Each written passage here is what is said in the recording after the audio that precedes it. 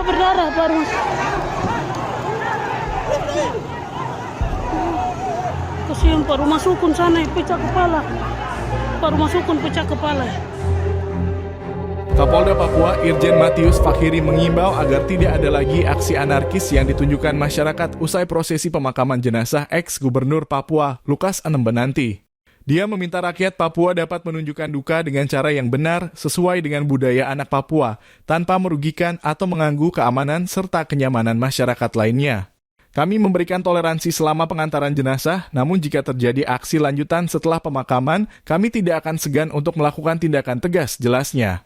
Irjen Matius Fakhiri mengingatkan masyarakat dari manapun untuk menjaga kedamaian dan tidak mengambil langkah-langkah yang merusak suasana kerukunan di tanah Papua. Meskipun beberapa aparat keamanan menjadi korban, saya menegaskan bahwa kami tetap berkomitmen untuk melakukan pengamanan dan pengawalan hingga pemakaman selesai, agar massa dapat kembali ke rumah masing-masing dengan aman, pungkasnya. Diketahui pihak keluarga Lukas NMB terpaksa menunda pemakaman pada Kamis (28 Desember 2023) lantaran aksi massa yang tidak diharapkan terjadi. Pemakaman yang seharusnya dilaksanakan pada pukul 15.00 waktu Indonesia Timur diundur jadi hari ini Jumat (29 Desember 2023) lantaran rangkaian aksi di luar tanggung jawab panitia.